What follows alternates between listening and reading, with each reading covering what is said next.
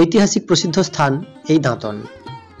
কালা পাহাড় এই জায়গায় ভীষণভাবে তাণ্ডব চালায় এবং বহু প্রাচীন মন্দির ধ্বংস করে যায়, কিন্তু আবার সৃষ্টিকর্তা মর্তধামে চৈতন্য মহাপ্রভুর রূপে অবতীর্ণ হয়ে বিভিন্ন স্থানে গড়ে তোলেন নানান মন্দির। এই কাকরাজিৎ কিন্তু তার ব্যতিক্রম নয়। নিয়ম অনুযায়ী এখানে জুতো খুলে মন্দিরে প্রবেশ করতে লাগলাম। চারিদিকে দর্শনার্থীদের পদচারণে মুখরিত এই মন্দির প্রাঙ্গণ।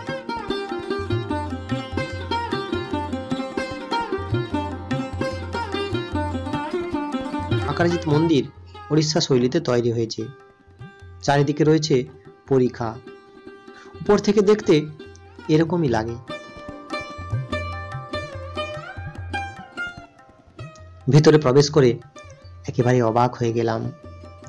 মন্দিরের দেওয়ালে রয়েছে কৃষ্ণলীলার নানা কাহিনীর চিত্র, আর মূর্তিগুলো সুন্দর করে তৈরি। এই মন্দির ঘিরে সকলেই এভাবে প্রদক্ষিণ করে থাকেন। আমিও প্রদক্ষিণ করতে লাগলাম। কোনোখানে রয়েছে অসুর নিধন রূপ, কোথাও বকাসুর বধ, আবার কোথাও কালীয় দমন রূপ, আবার কোথাও বালকৃষ্ণের নানান চপল কাহিনীর চিত্র।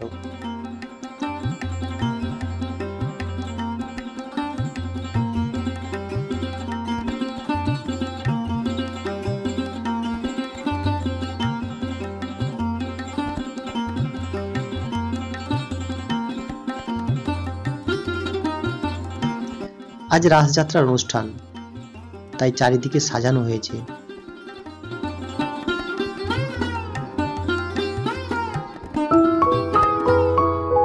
এটি মন্দির গর্ভে প্রবেশের পথ।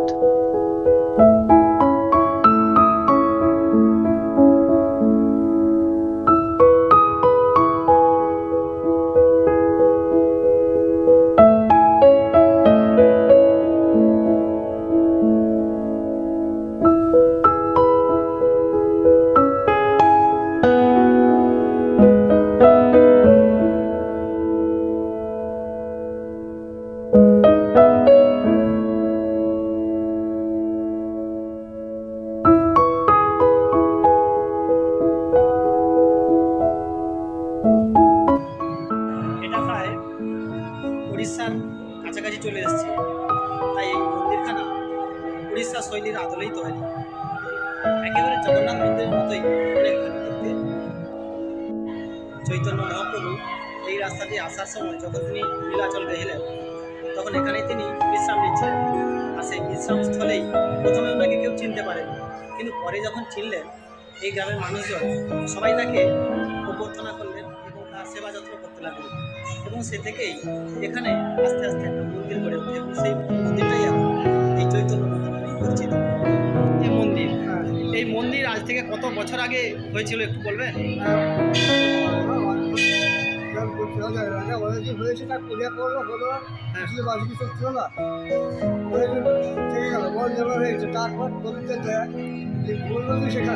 চৈতন্য এখানে এসেছিলেন। মন্দিরটা কোথায়?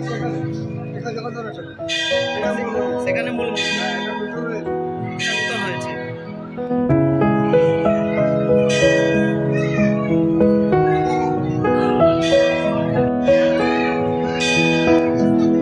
মন্দিরে প্রবেশের এই স্থানে মূলত দর্শনার্থীদের বসার স্থান। এই স্থানে কিছুক্ষণ স্থির হয়ে বসে পরম শান্তি অনুভব করলাম। মন্দিরের ঠিক উঠানে রয়েছে হরিমঞ্চ। এখানে দর্শনার্থীদের কপালে একজন তিলক এঁকে দিচ্ছেন।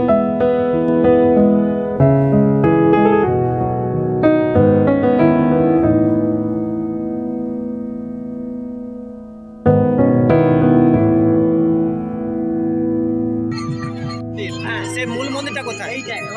আগেকার মন্দির না এখনকার মন্দির? আগের মন্দির। আচ্ছা, আপনি চলে যাবেন, এই যে ওইটা যে খেলনাটা আছে, উনি পুরনো মন্দিরে যাওয়ার রাস্তা বুঝিয়ে দিলেন। ওর পাশে মন্দিরটা আছে, দেখবেন টাকার মন্দিরটা, কত মন্দির। এইটা হচ্ছে আদি মন্দির। আদি মন্দির কেন? ওখানে কি চৈতন্যদেব ওইখানে এসেছিলেন? হ্যাঁ, এসেছিলেন সেইখানে। সেই জন্য ওটা আদি মন্দির। যখন মুসলমান আমলে, মুসলমান আমলে, হ্যাঁ, আর ঘরটাও দেখবেন মুসলমান আকারে তৈরি করে, মুসলিম আকারে। ওনার নির্দেশিত পথ ধরে এগিয়ে পৌঁছে গেলাম পুরনো মন্দির প্রাঙ্গণে। এখানে চৈতন্য মহাপ্রভু একদিন এসে বিশ্রাম নিয়েছিলেন। তারই ফলশ্রুতি এই মন্দির।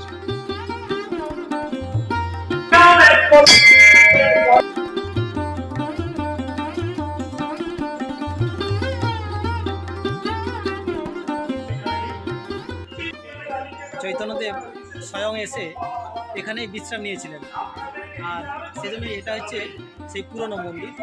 যে তার স্মৃতিরক্ষার্থে বা কখন এই মন্দির তৈরি হয়েছিল, সেই পুরনো মন্দির কিন্তু এখনো অক্ষত অবস্থায় রয়েছে।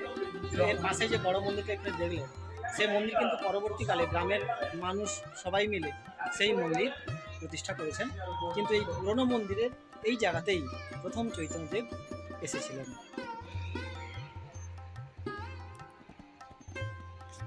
এখানে একটা বিশেষত্ব হলো, এখানে মন্দিরের গেটে প্রথমেই গরুর দেবতা রয়েছে। সেই পুরনো মন্দির এবং নূতন মন্দিরের ক্ষেত্রে সেটাই দেখা যাচ্ছে, এখানে গরুর দেবতার প্রতিষ্ঠান। এটাই তাহলে আদি মন্দির, এটাই আদি মন্দির।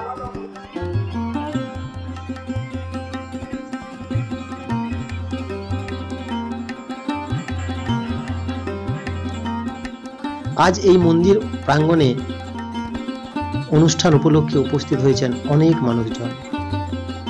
চলছে শ্রীকৃষ্ণ কীর্তন পালা গান।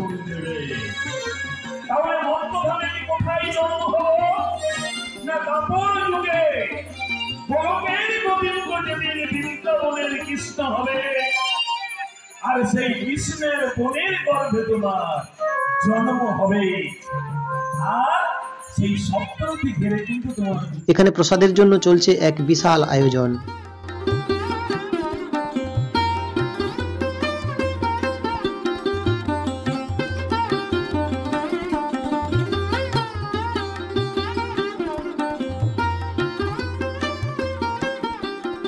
অগণিত মানুষের ভিড়ে আজ কাকরাজিৎ মন্দির একেবারে মুখরিত।